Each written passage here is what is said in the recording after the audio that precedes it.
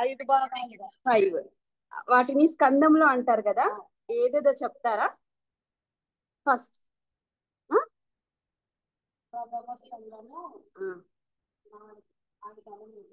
చతుర్థ స్కందము, పంచమ స్కందము. So 5.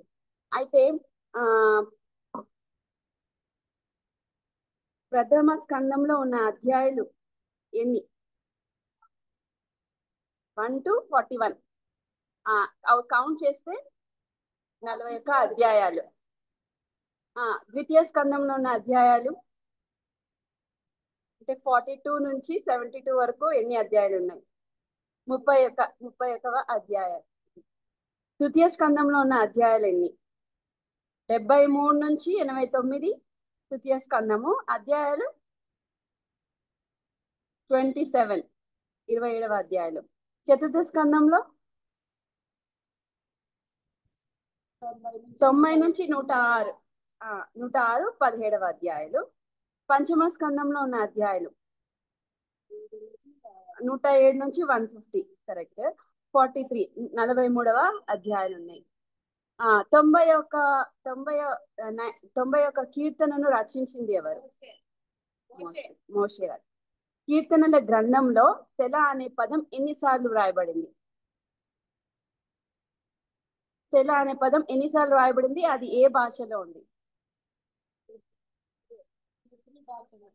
Hebrew భాషలో వ్రాయబడింది. అది ఎన్నిసార్లు?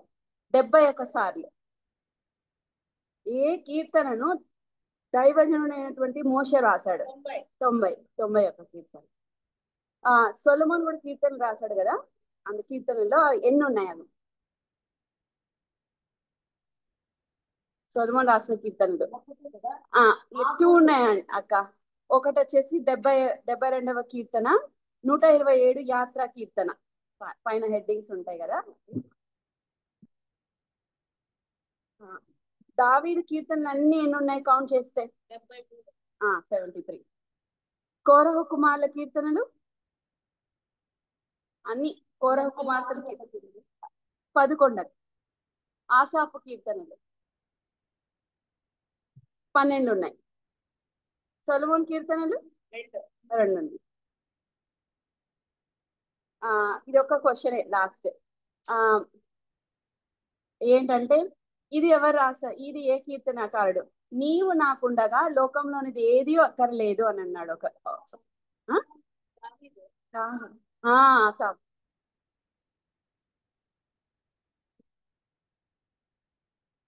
క్విజ్ అయిపోయింది అంటే అంతే aunty. Aunty okay okay. So న్యాయాధిపతుల గ్రంథం నుంచి 4వ అధ్యాయము.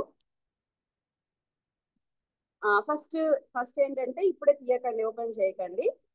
ఇప్పుడు ఏంటంటే ఎవరి గురించి నేర్చుకుంటున్నామంటే దేవుని కొరకైన విశ్వాసపు వీర వనిత ఆమెను గురించి మనం తెలుసుకుంటున్నాం. యాక్చువల్ గా ఫస్ట్ ఏంటంటే మామూలుగా చెప్తారు కదా, పురుషులతో పోల్స్తే స్త్రీ చాలా మిక్కిలి బలహీనమైన ఘట్టం అని అంటా ఉంటారు కదా. దేవుడు ఈ సృష్టిని చేసిన తర్వాత దేవుడు మనిషిని సృష్టిస్తాడు. ఫస్ట్ ఆదాముని చేసినాడు. దేవుడు తన మట్టిని తీసుకున్నాడు. దేవుడు ఆ మట్టిని తీసుకొని శుద్ధి చేసి తన పోలిక చొప్పున దేవుడు ఆదామును తయారు చేసుకుంటాడు. ఆదామును తయారు చేసి తన జీవవాయువుని ఊది, సో దేవుడు ఆదామును తయారు చేస్తాడు. సో తర్వాత ఆదామును తయారు చేసిన తర్వాత మరి నెక్స్ట్ హవ్వను చేస్తాడు. అంటే శుద్ధి అయిన మట్టిలో నుంచి మళ్ళీ ఏం చేస్తాడు దేవుడు? మళ్ళీ అదే మట్టిని తీసుకొని రిఫైన్ చేసి మళ్ళీ ఏం చేస్తాడు? హవ్వను తన పోలిక చొప్పున దేవుడు హవ్వను తయారు చేసుకుంటాడు. సో అందుకనే స్త్రీ ఎన్నిసార్లు పాలిష్ అయిందంటే 2 times పాలిష్ అయింది అంటా ఉంటారు పెద్దలు. అందుకనే స్త్రీ మిక్కిలి బలహీనమైన ఘట్టము అని. మామూలుగా మనం బియ్యం కడిగేటప్పుడు కూడా రైస్ మనము ప్రిపేర్ చేయాలన్నప్పుడు 2-3 times ఎక్కువ వాష్ చేస్తే అందులో ఉన్న విటమిన్స్ అన్ని పోతాయి కదా, అందుకే ఎక్కువసార్లు దాన్ని మనం వాష్ చేయం. సో అలాగే స్త్రీ ఎన్నిసార్లు అంటే 2 times పాలిష్ చేయబడింది కాబట్టి ఆమె మిక్కిలి బలహీనమైన ఘట్టం అంటారు. కానీ మిక్కిలి బలహీనమైన ఘట్టము అన్నా కూడా స్త్రీ they may be weak but they are very courage కదా. మరి ఇక్కడ ఏం చూస్తామంటే ఒక స్త్రీ గురించి మనం నేర్చుకుంటున్నాము. ఆమె ఏంటంటే ఆమె చేసిన హీరోయిక్ యాక్షన్ దేవుడు ఇక్కడ బైబిల్లో రాశాడు. ఆమె గురించి ఎక్కువగా బైబిల్లో చాలా చెప్పబడలేదు, కానీ ఒక ప్లేస్ లో మాత్రం దేవుడు ఆమె గురించి మెన్షన్ చేశాడు. ఆమె ఆమె గురించి మనం చదువుకున్నప్పుడు మనకు ఆమె తీసుకున్నటువంటి తెగింపు మనకందరికి చాలా ప్రోత్సాహకరంగా అనిపిస్తుంది. మామూలుగా మనకి కొంతమంది ఏమనుకుంటారంటే మామూలుగా స్త్రీలు అంటే ముందు ముందు కాలంలో చూస్తే చాలా వెనుకబడిపోయి ఉంటారు. ముందు కాలంలో అంత అంత ప్రయారిటీ అంత ప్రిఫరెన్స్ ఇచ్చేవాళ్ళు కాదు. ఇప్పుడు ఈ కాలంలో చూస్తే ఎవరైనా పురుషులకు సమానంగా స్త్రీలు కనబడతా ఉంటారు కదా. ఏ ఏ ఏరియాలో ఏ రంగంలో చూసినా స్త్రీ ఈక్వల్ గా ఉంది కదా ఈ డేస్ లో, ఈ జనరేషన్ లో. ముందు కాలంలో అలా ఉండేవాళ్ళు కాదు. స్త్రీలు అంటే చాలా వెనకబడిపోయిన వాళ్ళు, స్త్రీని అంతా ప్రోత్సహించే వాళ్ళు కాదు. స్త్రీ చాలా అణచివేయబడింది. కానీ ఇప్పుడు చూస్తే చాలా మంది పురుషులతో సహా ఏ రంగంలోనా తీసుకో అక్కడ స్త్రీ ఉంటుంది. అన్నిట్లో ఈక్వల్ గా ఉంది స్త్రీ. కొంతమంది చూస్తే కొంతమంది పురుషులు వెనుకబడిపోయిన వాళ్ళు ఉంటారు, కొంతమంది స్త్రీలు కూడా వెనుకబడిపోయిన వాళ్ళు ఉంటారు. ఏమి కూడా మనం కొన్ని చేయలేరు, ముందుకు వెళ్ళలేరు, అంత ధైర్యం ఉండదు, అంత జ్ఞానం ఉండకపోవచ్చు అనుకుంటా ఉంటారు వాళ్ళు. మేమేమి కూడా సాధించలేము, మేము ముందుకు వెళ్ళలేము. దాంట్లో పురుషులను తీసుకున్నా స్త్రీలను తీసుకున్నా నేను అంతగా ముందుకు వెళ్ళలేను, నేను అంతగా అచీవ్ చేయలేను, నాకంటూ ఏ గుర్తింపు లేదు అని అనుకుంటా ఉంటారు. ఆ నేను నేను అంతగా ఎదగలేను, నేను అంత సాధించలేను, I have no identity, I cannot compete with anyone, నేను ముందుకు వెళ్ళలేను అని అనుకున్నట్లయితే మనకు ఇక్కడ ఈ స్త్రీ ద్వారా మనం నేర్చుకుంటున్నప్పుడు, ఈ స్త్రీ గురించి తెలుసుకుంటున్నప్పుడు దేవుడు మనకు ఈమె ద్వారా చాలా విషయాలు నేర్పిస్తాడు. మనం అనుకుంటాము ఇక్కడ ఈ స్టోరీలో ఈమె హీరో, ఈ స్టోరీలో ఈమె ఏం చేస్తుందంటే ఒక పెద్ద విలన్ ని చంపేస్తుంది. మనం నిజంగా కొన్నిసార్లు అనుకుంటాము మన కొన్ని సమస్యలు మనం తీసుకెళ్తున్నప్పుడు దేవుని దగ్గరికి, అసలు ఇవి తీరుతాయా, ఈ సమస్యలు తీరుతాయా, ఇవి చాలా అసాధ్యమైనవి, మనము దీన్ని దాటలేము అని మనం అనుకుంటాం. కానీ మనం దేవుని దగ్గర తీసుకెళ్ళినప్పుడు మనకు తెలియదు దేవుడు మన నుంచి ఎలా సమస్యలను తీసేస్తాడంటే అంత ఈజీగా తీసేస్తాడనమాట. సో ఇక్కడ మనం గమనించినట్లయితే ఈ ఈ స్త్రీ ఎంత ఎంత బలమైన మనిషి అంటే ఆయన అని ఆయన చాలా సతాయిస్తాడు, ఇశ్రాయేల్ని చాలా బాధిస్తాడు ఆయన. అటువంటి మనిషిని ఈమె చంపేస్తుంది. అటువంటి అంత వేధించిన ఆ వ్యక్తిని దేవుడు ఒక స్త్రీ ద్వారా ఆ వ్యక్తిని ఆమె ద్వారా చంపిస్తాడు అనమాట. ఆమెను వాడుకుంటాడు దేవుడు. సో ఆమె ఎవరో కాదు, ఆమె యాయేలు అనేటువంటి స్త్రీ, జయేల్ అని అంటారు ఇంగ్లీష్ లో. ఆమె ఏంటంటే she is the instrument of the divine deliverance. ఒకసారి మనము న్యాయాధిపతుల గ్రంథం 4వ అధ్యాయము 6వ వచనం నుంచి మనము చదువుకుందాము. 6th verse. ఆమె నఫ్తాలి కెదేషులో నుండి అభినోయాము కుమారుడైన బారాకును పిలువనంపించి అతనితో ఇట్లా, నేను నీవు వెళ్ళి నఫ్తాలీయులలోను జబూలూనీయులలోను 10,000 మంది మనుషులను తాబోరు కొండ యుద్ధకు రప్పించుము. నేను నీ దగ్గరకు యాబీను సేనాధిపతి అయిన సిసేరాను అతని రథములను అతని సైన్యమును కీషోను ఏటి యొద్ద కూర్చి నీ చేతికి అతనిని అప్పగించేదనని ఇశ్రాయేలుల దేవుడైన యెహోవా సెలవిచ్చి ఉండలేదా అని దెబోరా చెప్పగా. ఇక్కడ దెబోరా చెప్తా ఉంది, నువ్వేం చేస్తావంటే బారాకు నువ్వు వెళ్ళి నఫ్తాలీయులను తర్వాత జబూలూనీయులను వాళ్ళనందరిని ఎంతమంది 10,000 మందిని గ్యాదర్ చేసుకొని నువ్వు తాబోర్ కొండ యుద్ధకు నువ్వు వెళ్ళు, దేవుడు నీ శత్రువు అయిన సిసెరాను నీ చేతికి అప్పగిస్తాను అని అంటున్నాడు అన్నప్పుడు నిజంగా ఇక్కడ చూస్తే ఎంతో బలమైన మనిషి సిసేరా. 900 ఇనుప రథములు కలిగిన సిసేరా 20 years ఇస్రాయల్ ని బాగా కఠినంగా బాధించినాడు కదా. ఇప్పుడు అటువంటి వాళ్ళను దేవుడు వీళ్ళ చేతికి అప్పగిస్తాను అని చెప్తా ఉన్నాడు. శత్రువును నీ చేతికి అప్పగిస్తాను అంటా ఉన్నాడు సిసేరా దేవుడు. నువ్వు వెళ్ళు, నువ్వు 10,000 మందిని గ్యాదర్ చేసుకొని తాబోరు కొండ యుద్ధకు వెళ్ళు అని అంటే నిజంగా ఇక్కడ కంపేర్ చేసి చూస్తే అక్కడ ఈ ఇస్రాయల్ పక్షాన ఎవరెవరు ఉన్నారు? ఇస్రాయల్ పక్షాన దెబోరా, ఈ 10,000 మంది సైన్యము, బారాకు. అటు పక్కన మనుషులు ఆ,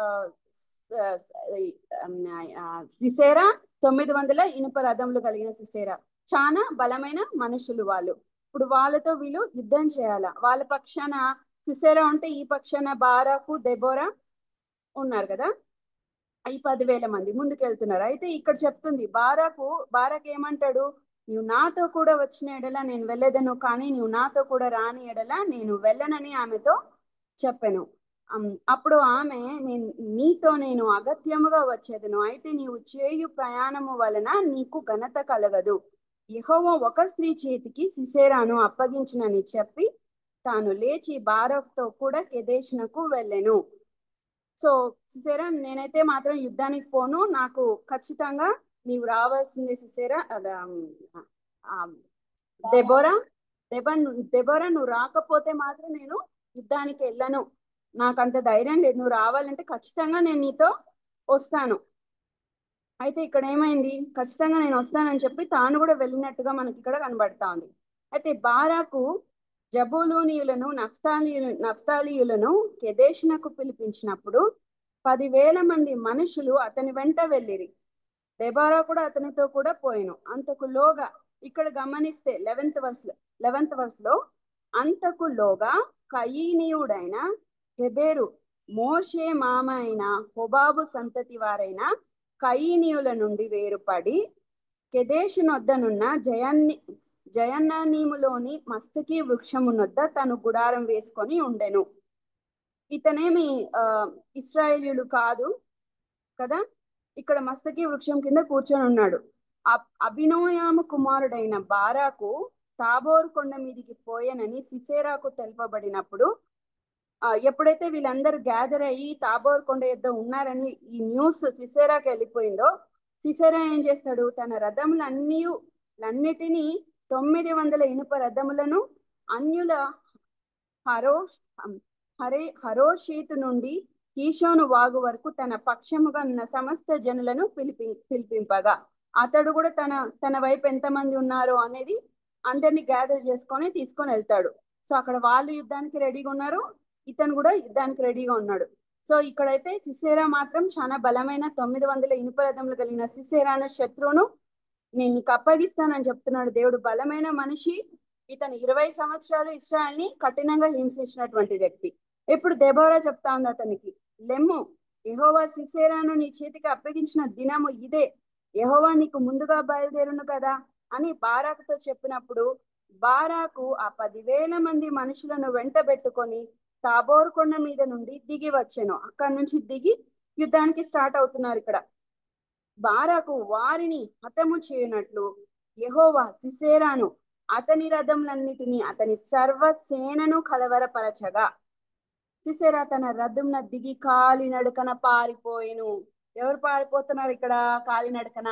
సిసేరా పారిపోతున్నాడు. ఎంత బలమైన మనిషి! 900 ఇనుప రథములు కలిగినటువంటి మనిషి, అన్ని సంవత్సరాలు ఇశ్రాయేల్ని కఠినంగా హింసించినటువంటి మనిషి ఇక్కడ యుద్ధంలో కన్ఫ్యూజ్ అయిపోయింది. సర్వసేనను ఈ యొక్క బారాకు హతమారుస్తా ఉన్నప్పుడు ఈ యొక్క సిసేరా కాలినడకన పారిపోతా ఉన్నట్లు చూస్తా ఉన్నాం. బారాకు ఆ రథములను, సేనను అన్యుల హరోషేతు వరకు తరుమగా సిసేరా యొక్క సర్వసేన ఏమైంది? అక్కడ కత్తివాత కూలెను, ఒక్కడైనను మిగిలి ఉండలేదు. ఇక్కడ మళ్ళీ గమనిస్తే ఈ హసోరు రాజు అయిన యాబీనుకును కయీనీయుడైన హెబెరు వంశస్థులకును సమాధానం కలిగి ఉండను. వాళ్ళకేంటి? పీస్ఫుల్ రిలేషన్షిప్ ఉంది. సో ఈ సిసేరా వీళ్ళకేమి శత్రువు కాదు. ఈ యాబీను ఈ యొక్క హెబెర్ వంశస్థులకు శత్రువు కాదు, వాళ్ళకు ఒక పీస్ఫుల్ రిలేషన్షిప్ ఉంది. కానీ సిసేరా ఏమనుకున్నాడు? కనుక సిసేరా కాలినడకన కయీనీయుడగు హెబెరు భార్య అయిన యాయేలు గుడారమునకు పారిపోయిను. సో నిజంగా ఒక శత్రు మనల్ని తరుముతున్నాడు, చంపేస్తారు అంటే అది యుద్ధంలో ఎంతో గెలిచినాడు, యుద్ధంలో ఎంతో కదా చాలా బలవంతులు. నా వెనక శత్రు వస్తున్నాడంటే ఇంత భయంతో పరిగెత్తుతాడు. అది ఇమాజినేషన్ చేసుకుంటే పరిగెత్తుకుంటా గుండె కూడా కొట్టుకుంటుందని నేను అనుకుంటున్నాను. పరిగెత్తుకుంటా ఏమనుకుంటాడు? ఈ ప్లేస్కి వస్తే నాకు చాలా నేను రెస్క్యూ అయిపోతాను, నేను చాలా సేఫ్గా ఉంటాను, ఎందుకంటే వీళ్ళు మాకు శత్రువులు కాదు కదా అని చెప్పి పరిగెత్తుకుంటూ అక్కడికి వెళ్ళాడు. అక్కడికి వెళ్తే తెలీదు, దేవుడు శత్రువును ఎక్కడికి తీసుకెళ్లాలో అక్కడికే నడిపించాడు కదా.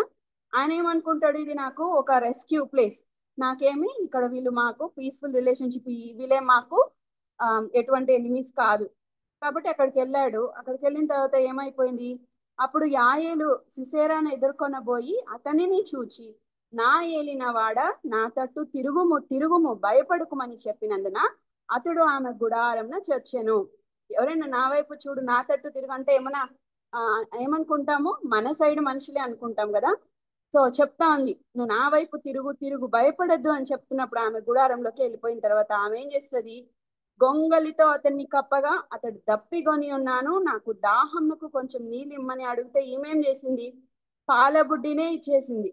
అతనికి దాహం ఇచ్చి అతన్ని కప్పుచుండగా, మనకి ఎప్పుడైనా నిద్ర రాకపోతే నైట్ పాలు తాగినాం అనుకోండి, గోరవెచ్చని పాలు, మంచిగా నిద్ర వచ్చేస్తుంది కదా. సో ఈమె ప్లాన్ చూడండి ఎంత బాగుందో. ఈమె ఈమె ఈమె పోయి బాగా అలసిపోయినాడు, ఈమె వెళ్ళి పాలు మిల్క్ ఇచ్చేసింది. ఆయన ఆయన ఆయన పడుకొనేసినాడు. నేను అనుకుంటా పరిగెత్తి పరిగెత్తి అలసిపోయింటాడు కదా ఆయన. సో పాలు పాలు ఇవ్వగానే ఆయన నిద్రపోతే ఆయన చెప్తాడు, గుడారపు ద్వారం నిలిచి ఉండుము, ఎవడే కానీ లోపలికి వచ్చి ఇక్కడ ఎవడైనా నున్నాడా అని నిన్ను అడిగిన ఎడలా నీవు ఎవడూ లేడని చెప్పవలేను.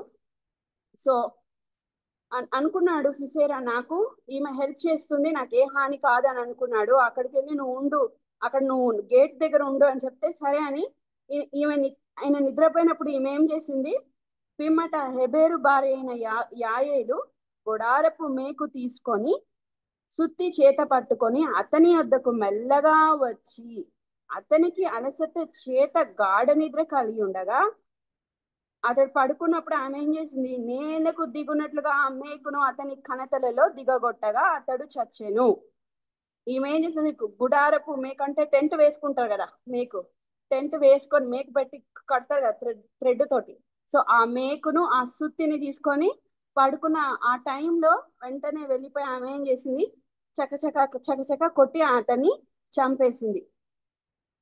నిజంగా ఎంత ఇక్కడ మళ్ళీ బారాకును ఎదుర్కోవడానికి వెళ్తా ఉంది. బారాకు పోయి బారాకుతో చెప్తా ఉంది, బారాకు నువ్వు వెతుకుచున్న మనిషిని నీకు చూపించదనని. అతడు వచ్చినప్పుడు సిసేరా చచ్చి పడి ఉండెను, ఆమెకు అతని కణతలలో దిగి ఉండెను. అది సిసేరా చూస్తాడు కదా, వాళ్ళ శత్రువు అక్కడ చనిపోయినాడు. నిజంగా ఈమెను గురించి మనము ధ్యానిస్తే ఈమె ఎంత ఎంత ఎట్లాంటి పని చేసిందంటే ఈమె సచ్ ఏ కరేజియస్ యాక్షన్ చేసింది. ఈమెకి ఎంత అనుకువ, ఎంత జ్ఞానము, ఎంత టాక్టిక్స్ గా శత్రువుని పట్టేసింది. ఇస్రాయేలు శత్రువు పట్టిన తెగుల్ని ఈమె తీసేసింది. ఇస్రాయేలీల యొక్క బాధను ఈమె చూసింది. ఈమె ఆ శత్రువుని చంపిందానికి అందుకే ఈమె she just a quicker vessel. ఈమె దేవుడు అందుకనే ఆమెను గురించి పరిశుద్ధ గ్రంథంలో రాశాడు. మనం ఇక్కడ గమనించినట్లయితే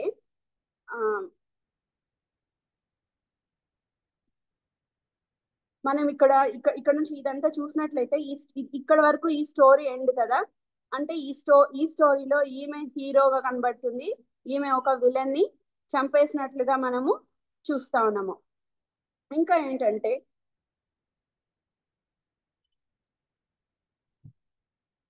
ఈ యొక్క మనము ఈ న్యాయాధిపతుల గ్రంథం నుంచి నేర్చుకునే విషయం ఏంటంటే, మనకు ఇక్కడ ఏదంటే దీంట్లో నుంచి మనం కొన్ని కొత్త లెసన్స్ మనం నేర్చుకోవచ్చు. ఏవేవంటే యెహోషువ, న్యాయాధిపతులు, రూతు, సమూయేలు మొదటి గ్రంథం 15వ అధ్యాయాల వరకు ఈ గ్రంథాలన్నింటినీ ఏమంటారు అని అంటే న్యాయాధిపతుల గ్రంథ ప్రతి అని అంటారు. అంటే వీళ్ళేమో బ్రోకెన్ పీపుల్, వీళ్ళంతా వీళ్ళ దేవుడేమో ఫెయిత్ఫుల్ గాడ్. వీళ్ళు ఏం చేస్తారంటే వీళ్ళు త్రోవ తప్పిపోయినారు, దేవుని ఆజ్ఞలు పాటించలేదు, వీళ్ళు అతిక్రమించినారు, పాపాన్ని ఎక్కువగా ప్రేమించినారు, త్రోవ తప్పిపోయినారు. అయినా కానీ దేవుడికి వీళ్ళంటే చాలా ఇష్టం, చాలా ఇష్టము. వాళ్ళు ఎన్ని తప్పులు చేసినా కానీ దేవుడు వాళ్ళని క్షమించి మళ్ళీ వాళ్ళను చేర్చుకున్నాడు.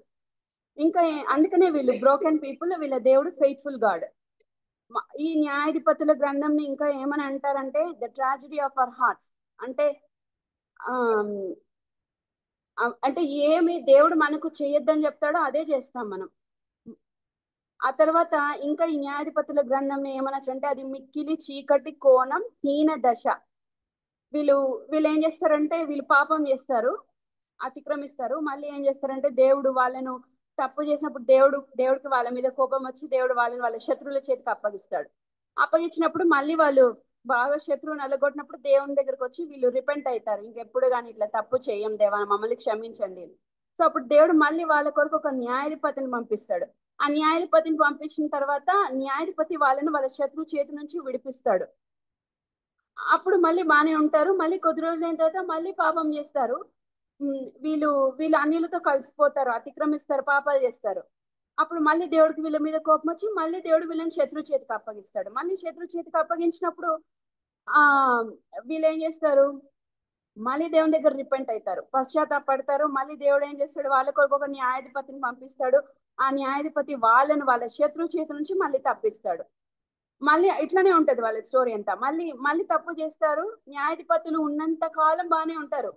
న్యాయాధిపతులు చనిపోయిన తర్వాత మళ్ళీ పాపంలో పడిపోతారు.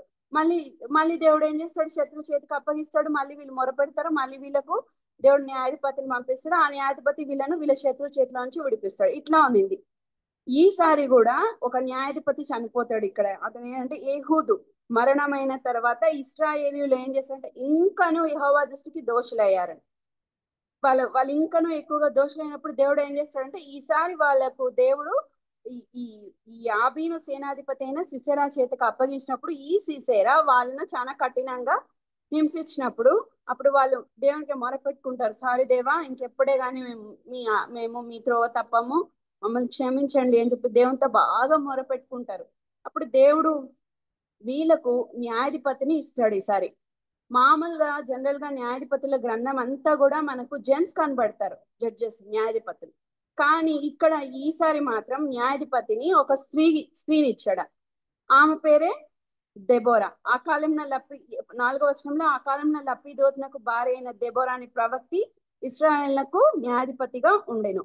సో ఈ యొక్క దెబోరాను దేవుడు ఎన్నుకున్నాడు, వాళ్ళకు న్యాయాధిపతిగా ఇచ్చాడు.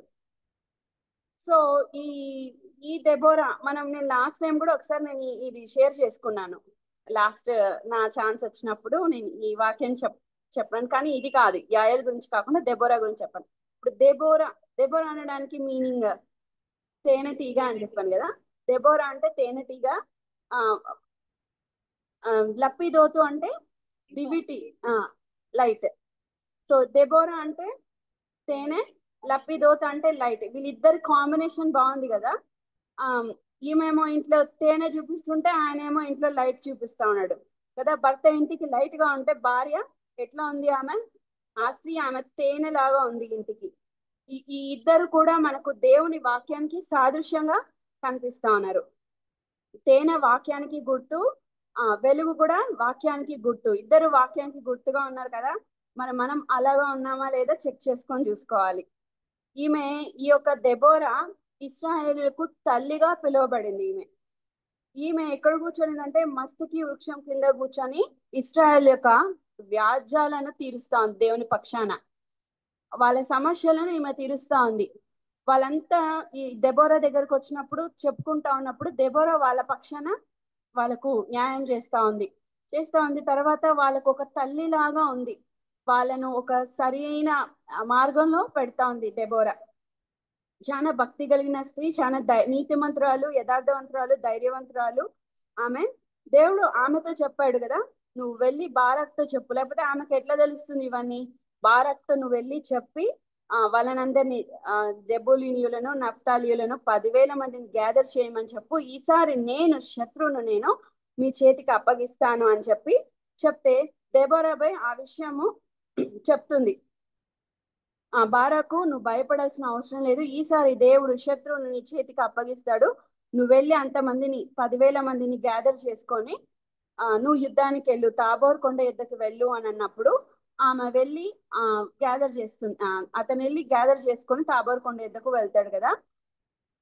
సో ఆ 10,000 మందిని తీసుకొని వెళ్తాడు. అప్పుడు ఈ యొక్క బారాక్ ఏమంటాడు, దెబోరా నువ్వు వస్తే తప్ప నేను యుద్ధానికి వెళ్ళను, నాకంత ధైర్యం లేదు, నువ్వు ఖచ్చితంగా నువ్వు రావాలంటే నేను ఖచ్చితంగా వస్తాను నీతో పాటు అని అంటది. నిజం కదా, ఒక స్త్రీ యుద్ధానికి వెళ్ళడం అంటే అది ఎంత గొప్ప విషయం కదా. శత్రువును చంపడానికి ఒక స్త్రీ వెళ్తా ఉంది యుద్ధానికి. అయితే మనం కూడా యుద్ధానికి వెళ్తున్నామా? మనం కూడా మనం శత్రువు చంపడానికి వెళ్తున్నామా అంటే మనుషులు చంపడానికి కాదు. ఏంటి మనం శత్రువుని చంపాలి అని అంటే, యుద్ధానికి వెళ్ళాలి అంటే ఏంటి, మనం సువార్త సేవ చేయడమే అది యుద్ధం. వీధి సువార్త చేయడమే యుద్ధం. కరపత్రికలు పంచడమే యుద్ధం. యేసుక్రీస్తు నామమును ప్రకటించడమే మన యుద్ధం.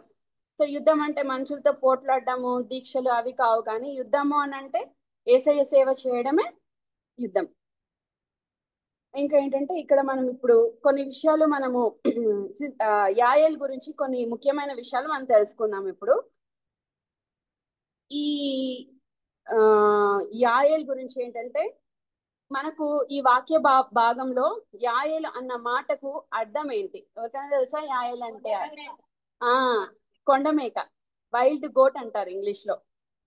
ఈ ఈ వైల్డ్ ఈ కొండ మేక అంటే ఇది సమాజంలో మన ఊరిలో ఉండే మేక కాదు, ఇది మన ప్రాంతంలో కనపడే మేక కాదు, కానీ ఇది కొండ ప్రాంతంలో ఉంటది ఈ మేక.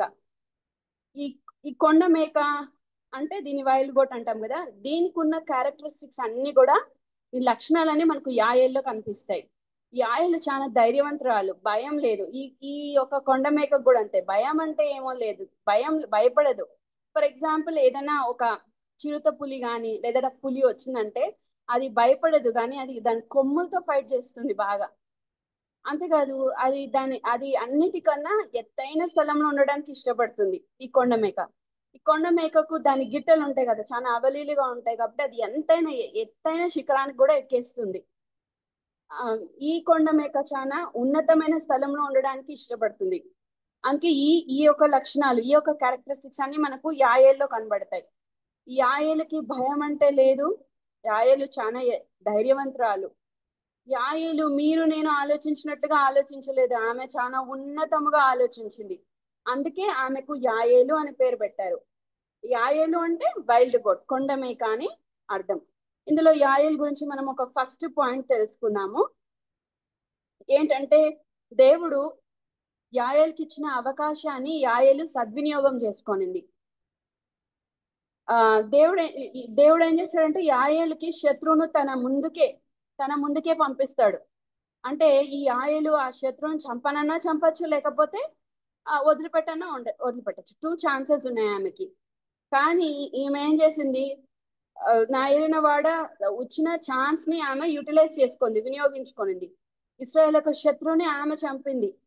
నా ఏలిన వాడ నా తట్టు తిరుగుము తిరుగుము భయపడద్దు అని చెప్తూ ఏం చేసింది, ఆమె గుడారంలోనికి ఆయనను రాణించుకొని ఆ అవకాశాన్ని ఆమె పోగొట్టుకోలేదు, దేవుడు ఇచ్చిన అవకాశాన్ని.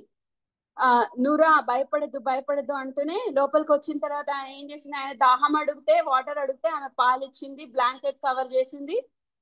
ఆయన నిద్రపోగానే వెంటనే ఏం చేసింది, వచ్చిన అవకాశాన్ని ఆమె జార విడుచుకోలేదు, శత్రువుని చంపింది. అక్కడ మేకుని తీసుకొనింది, సుత్తిని తీసుకుంది, వెంటనే అక్కడికక్కడికే అతన్ని చంపేసింది. మరి అవకాశాలు మనకు వస్తున్నాయి కదా, దేవుడు మనకిస్తున్న అవకాశాలను మనం యూటిలైజ్ చేసుకోవాలి. చాలా మంది అంతే, చాలా మంది ఏంటంటే ఎంత పెద్దగానో రక్షించబడిండారు వాళ్ళు. చాలా మంది అంతే, అవకాశం వస్తున్నప్పుడు కూడా వాళ్ళు దాన్ని యూటిలైజ్ చేసుకోరు. నాకు ఇప్పుడు ఏం అవసరం ఉంది రక్షణ, ఎందుకు నేను రక్షించబడాలి. చాలా మంది అంతే దగ్గర, ఎందుకంటే నేడే మిక్కిలి రక్షణ దినం, మిక్కిలి అనుకూలమైన సమయం, దేవుడిస్తున్న అవకాశాన్ని నేను నాకు ఇప్పుడు వద్దని జార విడుచుకుంటే మనము ఆ అవకాశాన్ని పోగొట్టుకున్నట్టే. ఎవరు ఎప్పుడు చనిపోతామో తెలియదు కాదు, కాబట్టి అవకాశాన్ని మనం తీసుకోవాలి, దాన్ని యూటిలైజ్ చేసుకోవాలి. తర్వాత దేవుని కొరకు పని చేసే అవకాశాలు వస్తే, ఒకవేళ దేవుని కొరకు ఎక్కడన్నా బయట అన్యుల మధ్యలో ఉన్నప్పుడు దేవుని కొరకు మాట్లాడే ఛాన్స్ వస్తే అప్పుడు దేవుని గురించి మాట్లాడతారా? కాలేజెస్ లో ఉన్నా, స్కూల్స్ లో ఉన్నా, అదే ఎప్పుడైనా ఏమైనా దేవుని గురించి పాట పాడతావా అంటే అప్పుడు సినిమా పాటలే పాడతారు చాలా మంది. దేవుని గురించి పాడడానికి ఇష్టపడరు, ఎందుకంటే నన్ను చాలా చీప్ గా చూస్తారు నేను యేసుక్రీస్తు ప్రభు పాటలు పాడితే. అదే నిజంగా దేవుని పిల్లలు దేవుని గురించి కీర్తించి పాడాలి. మరి అట్లాంటి సందర్భాల్లో వాళ్ళు మనల్ని కేర్ చేసినా కేర్ చేయకపోయినా నువ్వు నిజమైన విశ్వాసివి అయితే నువ్వు దేవుని కొరకు ఆ ఛాన్స్ ని యూటిలైజ్ చేసుకుంటాము. అన్యుల దగ్గర మాట్లాడే ఛాన్స్ వచ్చినప్పుడు దేవుని గురించి మనము మాట్లాడాలి. చాలా మంది యవనస్తులకు కూడా అంతే, చాలా ఛాన్సెస్ వస్తుంటాయి కదా, బాప్తిజం తీసుకోండి బాప్తిజం తీసుకోండి అంటే తీసుకోరు, ఇప్పుడు అవసరం లేదు. చాలా మంది అంతే, అదే ఇప్పుడేం వద్దు, ఇంకా ఇప్పుడు అవసరం లేదు. అవకాశం వస్తున్నప్పుడు బాప్తిజం తీసుకోవాలి, నాకు వద్దు అని అనకూడదు. అట్లా సపోజ్ సంఘంలో ఇప్పుడు నువ్వు పాట పాడతావా, నువ్వు ఈరోజు వాక్యం చెప్తావా అని అంటే చాలా మంది వెళ్ళిపోతారు. నేను రాను, నేను వాక్యం చెప్పను, నేను పాటలు పాడను, ఈరోజు మందిరానికి వస్తావా ప్రార్థనకు వస్తావా అంటే నేను రానని వెళ్ళిపోతారు. అవకాశం మనకు వస్తున్నప్పుడు దేవుడు ఇస్తున్నప్పుడు దాన్ని మనము యూటిలైజ్ చేసుకోవాలి. అవకాశాన్ని యూటిలైజ్ చేసుకుంది కదా యాయేలు. ఒక వ్యక్తి ఉన్నాడు బైబిల్లో, ఆయన దేవుడిచ్చిన ఛాన్స్ ని ఆయన వినియోగించుకోలేదు. అతను ఏషావు అంటాడు, ఆ నాకు ఒక్క ఆశీర్వాదమైనా లేదా నాన్న, నాకు ఒక్క ఆశీర్వాదమైనా లేదా అంటే లేదు, సమయానికి రాలేదు, మారుమనసు పొందడానికి విసర్జించాడు. దేవుడు అంటాడు, ఏషావు లాంటి భ్రష్టుడు గాని వ్యభిచారి గాని మీలో ఉండునేమో, జాగ్రత్తగా చూచుకొనుడి. యాయేలుకి అవకాశం వచ్చినప్పుడు యాయేలు జారవిడుచుకోలేదు అవకాశాన్ని. మరి దావీదుకు కూడా సింహం ఎలుగుబంటి ఎదురైంది కదా, ఎదురైనప్పుడు అవకాశాన్ని జార విడుచుకోలేదు, చంపేసినాడు. గొల్యాతుని చంపడానికి ఛాన్స్ వచ్చినప్పుడు ముందుకెళ్ళినాడు, ధైర్యంగా గొల్యాతుని చంపినాడు. ఈ విధంగా యాయేలుకు కూడా ఛాన్స్ వచ్చింది. ఆ ఛాన్స్ వచ్చినప్పుడు ఆమె దాన్ని విడిచిపెట్టుకోలేదు. అందుకే దేవుడు ఈరోజు ఆమెను ఈ పరిశుద్ధ గ్రంథంలో ఆమెను గురించి రాశాడు. ఒకవేళ ఆమె ఈ ఇశ్రాయేల్ యొక్క శత్రువుని చంపకుండా ఉండుంటే మనం ఈరోజు ఆమెను గురించి మాట్లాడుకొని ఉండే వాళ్ళం కాదు, మనకు ఆమె ఎవరో తెలుసుండేది కూడా కాదు కదా. యాయేలుకు ఇచ్చిన అవకాశాన్ని ఆమె వినియోగించుకోండి. యాయేలు శత్రువుని చంపడానికి ఆమె దగ్గర ఏమేమి ఉన్నాయి? పెద్ద పెద్ద వెపన్స్ ఉన్నాయా? కత్తి, ఖడ్గము ఏమి లేవు. ఆమె దగ్గర ఉన్నది మేకు, సుత్తి మాత్రమే. ఉన్న ఆ వెపన్స్ ని తీసుకొనింది, ఆమె శత్రువుని చంపేసింది. మరి మన దగ్గర ఏముంటే అదే అడుగుతున్నాడు దేవుడు. మన దగ్గర ఏముంది? మన దగ్గర ఏముందో అదే కావాలి. ఓకే, మోషే దగ్గర ఏముంది? మోషే దగ్గర కర్ర ఉంది, అదే దేవుడు వాడుకున్నాడు. ఆ తర్వాత చిన్న బాలుడు, 5 రొట్టెలు 2 చిన్న చేపలు ఉన్నాయి, దేవుడు దాన్నే వాడుకున్నాడు. తర్వాత ఈమె దోర్క, సూది దారం, అదే వాడుకున్నాడు. మన దగ్గర ఏదుందో అదే అడుగుతున్నాడు దేవుడు.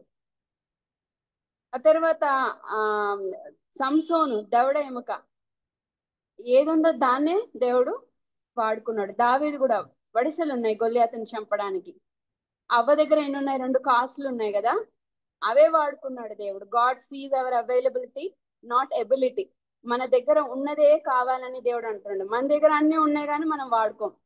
అదే మన దగ్గర ఏది ఉందో అదే కావాలంటున్నాడు. నెక్స్ట్ యాయేలు గురించిన సెకండ్ పాయింట్ ఏంటంటే, యాయేలు ఆ పని చేయడానికి సామర్థ్యం ఇచ్చు దేవుని పైన ఆమె విశ్వాసం ఉంచింది. మనం పని చేయాలంటే దేవుడు ఖచ్చితంగా మనకు సామర్థ్యాన్ని ఇస్తాడు, ఆ ఎబిలిటీని ఇస్తాడు. టాలెంట్ ఇవ్వకుండా దేవుడు మనల్ని పని చేయమని చెప్పడు. సపోజ్ ఫర్ ఎగ్జాంపుల్, దేవుడు పాటలు పాడాలనే సేవలో నీ ఉండాలి అని దేవుడు ఒక ఉద్దేశం అయితే, ఆ పాటలు పాడడానికి కావలసిన స్వరం ఇస్తాడు దేవుడు. లేదు నీవు మ్యూజికల్ ఇన్స్ట్రుమెంట్ అనే సేవ చేయాల, నువ్వు వాయిద్యాలు వాయించాలి అంటే దానికి కావాల్సిన టాలెంట్ కూడా దేవుడే ఇస్తాడు. లేదు నువ్వు నా కొరకు వాక్యం చెప్పాలా అని అంటే ఆ వాక్యం చెప్పే టాలెంట్ కూడా దేవుడు వాళ్ళకి ఇస్తాడు. సో అట్లా దేవుడు మనకు టాలెంట్ ఇవ్వకుండా, సామర్థ్యం ఇవ్వకుండా దేవుడు మనల్ని పనికి పంపడు. ఈమె కూడా అంతే, యాయేలుకి దేవుడు ఆ యొక్క టాలెంట్ ఇచ్చాడు. కరెక్ట్ గా గురి చూసి కొట్టింది శత్రువుని కదా. ఒకవేళ అట్లా లేకపోకుండా ఉంటే, గురి చూసి కొట్టుకుంటే ఆ పని రివర్స్ అయ్యిండేదేమో కదా. అట్లా కాబట్టి దేవుడు మనకు పని చేయడానికి సామర్థ్యం ఇస్తాడు, సామర్థ్యం ఇవ్వకుండా పని చేయడు. చాలా మందికి సామర్థ్యత ఉంటది, ఆ టాలెంట్ ఉన్నా కూడా వాళ్ళకి ఇంట్రెస్ట్ లేదు, వాళ్ళు ఉపయోగించుకోరు. తర్వాత ఇక్కడ ఈ ఈ దోర్క పేదలకు అందరికి బట్టలు కుట్టించింది కదా ఆమె. అందరు వచ్చి ఆమె చనిపోయిన తర్వాత పేద దగ్గరకు వచ్చి ఏడుస్తా ఉన్నారు, ఈమె మాకు బట్టలు కుట్టించింది అని ఏడుస్తా ఉన్నారు. సో ఆమె ఉన్నంత కాలం ఆమె దేవుని కొరకు ఉపయోగపడింది. సో ఆమె చనిపోయిన తర్వాత ఆమె గురించి గొప్పగా చెప్పుకుంటా ఉన్నారు. మరి మన గురించి ఏం మాట్లాడుకుంటున్నారు అని కదా. మన గురించి ఏమన్నా బ్రతికినప్పుడే నా దగ్గర అన్ని దోచుకొనింది అని అంటున్నారా? మనం ఉన్నప్పుడే మనం ఏసై కోసం ఏదో ఒకటి చేయాలి, దేవుడి కోసం ఏదో ఒకటి చేయాలి. దేవుడు అలాగా మనకు సహాయం చేస్తాడు. He will enable us to accomplish the great task. Ability ఇచ్చి, ప్రభు సామర్థ్యతనిచ్చి ఏసై మనల్ని నడిపిస్తాడు. దేవుడు దావీదు మహారాజుకు ఎంతో ఆయన దావీదు మహారాజు చాలా చమత్కారంగా సితారాన్ని వాయించినాడు. అంటే హీ సో స్కిల్డ్. ఆయన వాయిస్తా ఉన్నప్పుడు దురాత్మ శక్తులు పారిపోయినాయంట. కాబట్టి దేవుడు మనకు పని చేయాలన్నప్పుడు ఖచ్చితంగా ఆ సామర్థ్యత ఇస్తాడు. కాబట్టి మన టాలెంట్ ఏదో దాన్ని మనం ఐడెంటిఫై చేసి మనం దాన్ని ఉపయోగించుకోవాలి. దేవుడు మనకు సహాయం చేస్తాడు. నెక్స్ట్ థర్డ్ పాయింట్ యాయేలు గురించి ఏంటంటే, యాయేలు దేవుని కొరకైన పనిలో ఆమె నిమగ్నం అయిపోయింది. ఆమె తాను సిసేరాను చంపడానికి ఆమె భయపడలేదు. ఇక్కడ ఒకవేళ నేను వెళ్ళి చంపితే ఆయన మళ్ళీ మధ్యలో లేస్తే అప్పుడు నా పని ఏమైపోతుంది, నేనేమన్నా నన్ను చంపేస్తాడేమో అట్లా భయపడలేదు. ఆమె చంపడానికి ముందుకెళ్ళింది. కాబట్టి ఆమెను ఏమంటారు, ఆమెని వైల్డ్ గోట్, ఆమె కొండ మేక అని ఆమెను పిలుస్తారు. ఆమె ఆమె ఆమె ఎంత ధైర్యం కలిగినటువంటి స్త్రీ అంటే, she such a courageous lady. దేవుని యొక్క పనిలో ఆమె చాలా నిమగ్నమైనట్టుగా మనం చూస్తా ఉన్నాం. నిజంగా మనం దేవుని పనిలో నిమగ్నమైనామా?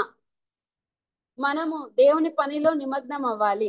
ఇక్కడ మనము ఎగ్జాంపుల్ గా చూస్తే, నోవాను దేవుడు నోవాహుకు నువ్వు కట్టు అంటాడు. ఆర్క్ ని కన్స్ట్రక్ట్ చేయమన్నప్పుడు దేవుడు చెప్తాడు కదా నోవాకు, కొలతలన్నీ ఇచ్చి నువ్వు ఓడ కట్టాలి అని అన్నప్పుడు నోవా ఒక్కడే రిక్వైర్మెంట్స్ అన్ని తెచ్చుకుంటాడా? ఒక్కడే చేయాలంటే అది ఎంత కష్టం కదా. ఫ్యామిలీ అంతా కూడా ఇన్వాల్వ్ అయి ఉంటుంది కదా. భార్య, పిల్లలు, కొడుకులు, కోడళ్ళు అందరు కూడా ఇన్వాల్వ్ అయి ఉంటారు. ఆయన కట్టేటప్పుడు ఆయనకు హెల్ప్ కావాలి కదా. అందరు టుగెదర్ ఆల్ ఇన్వాల్వ్డ్ కదా అని నేనైతే అనుకుంటున్నాను. ఇన్వాల్వ్ కానీ ఆయన ఒకడే కన్స్ట్రక్ట్ చేయలేడు. సో అట్లాగా దేవుని పనిలో మనం నిమగ్నం అవ్వాలి. యేసుక్రీస్తు ప్రభు కూడా అంతే. వాళ్ళ తండ్రి కార్పెంటర్ అయినప్పుడు యేసు ప్రభు తండ్రికి సహాయపడతాడు, వెళ్ళి ఇన్వాల్వ్ అవుతాడు దేవుని పనిలో. అట్లా మనం కూడా దేవుని పనిలో మనము ఇన్వాల్వ్ కావాలి. నెక్స్ట్ పాయింట్ చూసుకున్నట్లయితే, యాయేలు ఇశ్రాయేలీయులను శత్రు చేతిలో నుంచి విడిపించడానికి ఈమె దేవుని చేతిలో ఒక పాత్రగా వాడబడింది. మనం నిజంగా చెప్పాలంటే ఇశ్రాయేలీయుల శత్రుని ఇశ్రాయేలీయులే చంపాలి కదా. కానీ ఇక్కడ దేవుడు ఒక స్త్రీని వాడుకున్నాడు. ఈమెను వాడుకున్నాడు ఇశ్రాయేల్ని చంపడానికి. అందుకే ఈమె దేవుని చేతిలో ఒక పాత్రగా వాడబడింది. యాయేలు ఎవరి చేతిలో ఉన్నట్టు మరి? యాయేలు దేవుని చేతిలో ఉంది కాబట్టి యాయేలు చేతికి శత్రువు వచ్చేసినాడు. కాబట్టి మనం దేవుని చేతిలో ఉంటే మనకు ఎన్ని సమస్యలన్నా కానీ ఎన్నన్నా కానీ దేవుడు వాటిపైన మనకు విజయం ఇస్తాడు. మన శత్రువు కూడా మన చేతిలోకి వస్తుంది.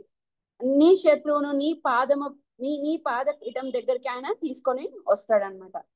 నెక్స్ట్ యాయేలు గురించి ఇంకొక పాయింట్ ఏముందంటే, యాయేలు యొక్క ఉన్నతమైన గురి దేవునిని మహిమపరచుటయే. యాయేలు సిసేరాను చంపితే మహిమ ఎవరికి? దేవునికి ఆ మహిమ అంతా. సిసేరాను చంపినందుకు ఆ మహిమ అంతా దేవునికి. కానీ యాయేలు ప్రౌడ్ గా ఫీల్ అయితే తప్పు కదా. చాలా సార్లు మనకి ఏదైనా మనం జరిగితే అంత మన గొప్పగా చాలా మంది అనుకుంటారు. కానీ ఏది జరిగినా అది దేవుని సహాయం వలన దేవునికి మహిమ ఘనత రావాలి. సిసేరాను చంపినప్పుడు ఈమె ఆ ఘనత మహిమ అంతా దేవునికే కదా. మన గురి, మన దీక్ష అంతా మన దేవునిదై ఉండాలి. సో ఆమె ఉన్నతమైన గురి దేవుడే. దేవుని మహిమపరచడమే ఆమె ఉన్నతమైన గురి. సో శత్రువుని చంపింది కానీ ఆ మహిమ అంతా ఎవరికి? దేవునికి. నెక్స్ట్ ఇంకొక పాయింట్ ఏంటంటే, ఈమె ఈ యొక్క యాయేలు స్త్రీలలో దీవెన నొందిన యాయేలు. ఈమె స్త్రీలలో ఆమె దీవెన నొందింది. అందుకే దేవుడు ఆమెను పరిశుద్ధ గ్రంథంలో ఆమెను గురించి రాశాడు. స్త్రీలలో దీవెన నొందినటువంటి స్త్రీ. ఈ మిక్కిలి బలహీనమైన ఘటము స్త్రీలలో దీవెనను అందినటువంటి స్త్రీ. మనం యాయేలు గురించి చదువుకున్నప్పుడు, యాయేలు జీవితం గురించి తెలుసుకున్నప్పుడు, మనం కూడా నిజంగా దేవునిని అట్లా మహిమపరిస్తే, మన జీవితం ద్వారా మనం దేవుని మహిమపరిచి ఆయన కొరకు జీవిస్తే ఖచ్చితంగా దేవుడు మనల్ని కూడా ఈ విధంగా దెబోరా లాగా, యాయేలు లాగా మనల్ని కూడా వాడుకుంటాడు. సో వాళ్ళలాగా మనం ఉండాలని మనం ఆశపడదాం. Thank you.